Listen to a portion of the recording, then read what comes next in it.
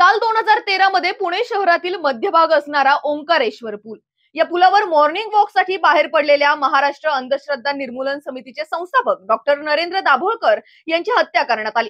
या हत्या प्रकरणाने पुणे शहरच नाही तर संपूर्ण महाराष्ट्र आणि देशाला हादरवून टाकलं होतं। 5 आरोपी, 72 साक्षीदार आणि 11 वर्षाची प्रतीक्षा, या सगळ्या गोष्टीनंतर आता दाभोळकर हत्या प्रकरणाचा निकाल लागलाय। यातील 5 पैकी तावडे, पुनवळके आणि भावे यांची सबळ पुराव्याअभावी निर्दोष मुक्तता करण्यात आली आहे। दोघांवर गुन्हा सिद्ध करण्यात आलाय। सचिन अंदुरे आणि शरद कळसकर यांना जन्मठेप सुनावण्यात आली आहे। त्यांना 5 लाख दंड अशी शिक्षा सुनावली आहे।